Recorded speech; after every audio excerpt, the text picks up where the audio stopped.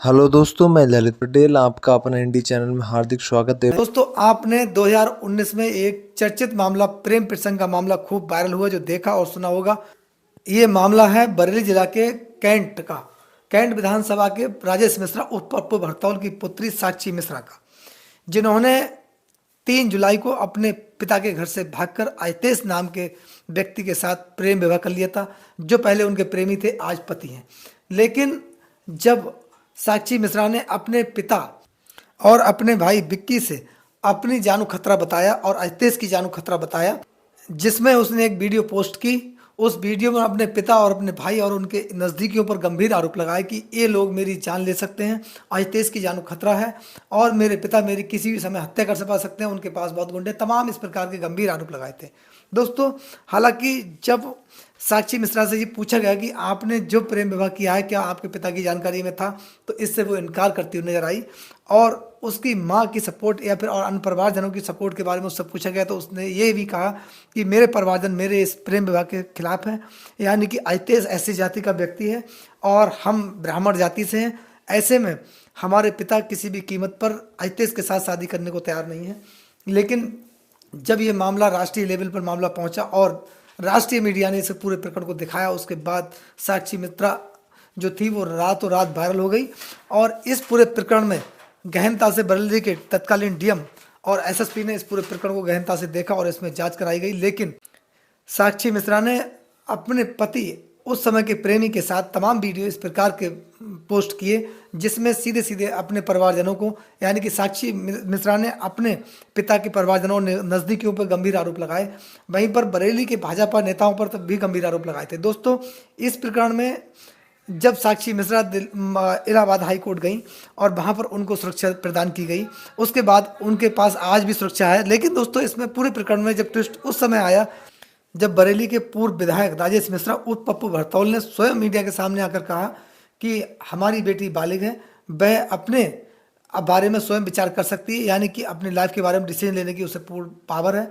वो जो चाहे अपनी इच्छा से जो भी करे वह हमें मान्य है और हमारा उससे किसी प्रकार कोई दोष नहीं है, ना ही कोई किसी प्रकार कोई विरोध कर रहा है। हम अपने केवल निजी कामों में व्यस्त हैं और हमें साक्षी मिश्रा से किसी प्रकार से कोई लेना देना नहीं है। दोस्तों, साक्षी मिश्रा ने जिस प्रकार से बरेली के भाजपा नेताओं पर और अपने पिता पर गंभीर आरोप लगाए थे, उनके नज़दीकियों पर गंभीर आरोप लगाए थे, उनके बारे में एक भी प्रमाण साक्षी मिश्रा नहीं दे सकी।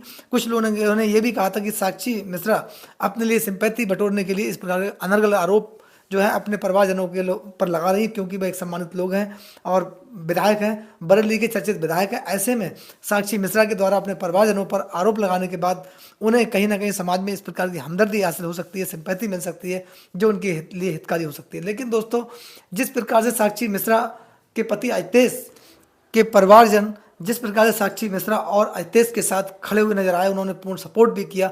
वहीं पर साक्षी मिश्रा ने भी बयान दिया था और अहितेश ने भी कहा था कि पूरा परिवार हमारा सहयोग कर रहा है और हम अपने परिवार के सहयोग की वजह से सुरक्षित हैं।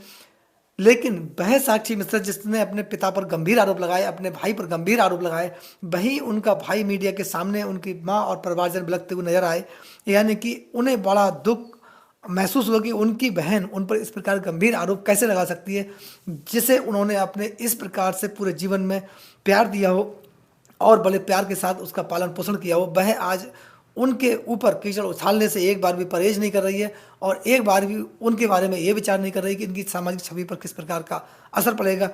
तमाम इस प्रकार के वीडियो जो वो पोस्ट कर रही है, जिससे उनकी सामाजिक छवि कहीं ना कहीं धूमिल भी हो सकती है, लेकिन इस बारे में साक्षी मिश्रा ने एक बार भी विचार नहीं किया।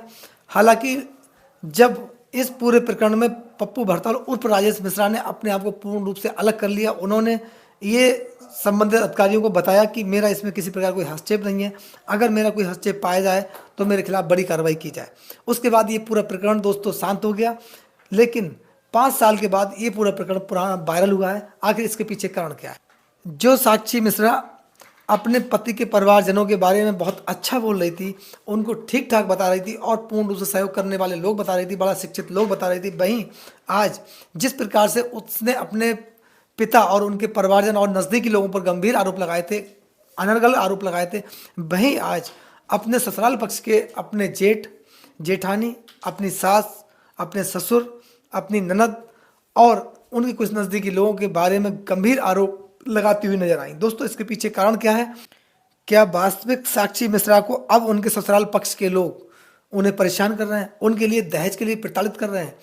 वह 5 साल से जो उसका सहयोग करने वाले लोग थे, एकाएक वो लोग दहेज किस प्रकार मांगने लगे, जबकि उन्हें पूर्ण ज्ञात था कि साक्षी मिश्रा का अब उसके पिता पक्ष की ओर से किसी प्रकार का कोई सपोर्ट नहीं है और उसका उनसे कोई संबंध नहीं है, क्योंकि साक्षी मिश्रा के परिवारजन अपने आप में संतुष्ट है और अपने घर अपने कार्यों में बिजी हैं। ऐसे में क्या वो लोग उम्मीद कर सकते हैं कि साक्षी मिश्रा से अब दहेज की डिमांड की जाए या साक्षी मिश्रा कोई दहेज ला सकती है, जबकि वह एक बच्चे की माँ हो चुकी है? लेकिन दोस्तों ऐसे गंभीर आरोप साक्षी मिश्रा ने अपने ससुराल पक्ष के लोगों पर, आज अजितेश के परिवारजनों पर लगाए हैं। उनका कहना है कि मेरे परिवारजन, ससुराल पक्ष के लोग मेरे जो आवास है उसकी बिजली काट देते हैं, पानी सप्लाई बंद कर देते हैं, जिससे मुझे रहने में दिक्कत होती है। और उसके बाद दहेज की बार बार मुझसे शादी के बाद से ही डिमांड की गई। हालांकि मैं इसको बर्दाश्त करती रही, लेकिन हद उस समय हो गई जब इन लोगों ने मेरे घर में घुसकर मेरे साथ मारपीट की, गंदी गंदी गालियां दी और जान से मारने की धमकी दी, जब मेरे सुरक्षाकर्मी खाना खाने के लिए गए हुए थे। दोस्तों ये जांच का विषय है। अब जिस प्रकार से साक्षी मिश्रा ने अपने ससुराल पक्ष के लोगों पर ये गंभीर आरोप लगाए हैं, इसमें जांच उपरांत ही ये तय होगा कि वास्तविकता में साक्षी मिश्रा ने जो आरोप अपने ससुराल पक्ष के लोगों पर लगाए हैं वह सही हैं या फिर असत्यता के आधार पर केवल गढ़े हुए बयान है जो उन्होंने मीडिया के सामने आकर भी दिए। और वहीं अपना प्रार्थना पत्र, जो शिकायती प्रार्थना पत्र बरेली के एसएसपी के समक्ष दिया, उसके बाद उस पूरे प्रकरण में एफआईआर दर्ज हुई है। अब इसमें जांच होगी, सही कौन और दोषी कौन ये भी स्पष्ट हो पाएगा जांच के बाद। दोस्तों इस प्रकार से साक्षी मिश्रा के द्वारा अपने परिवारजनों पर, पिता पर जिस प्रकार आरोप लगाए गए थे, गंभीर आरोप लगाए गए थे, बरेली जिला के तमाम बड़े बड़े नेताओं के नाम लेकर साक्षी मिश्रा ने जिस प्रकार के आरोप लगाए कि ये लोग मेरे पिता की सपोर्ट कर रहे हैं और मेरी जान जा सकती है, वहीं अब अपने ससुराल पक्ष के लोगों के साथ उसका मोह भंग हो जाना एकाएक और उन पर भी गंभीर आरोप लगा देना और अजितेश यानी कि अपने पति के परिवारजनों के खिलाफ मुकदमा दर्ज करा देना, उन्हीं आरोपों के चलते क्या साक्षी मिश्रा वास्तविक पीड़ित है?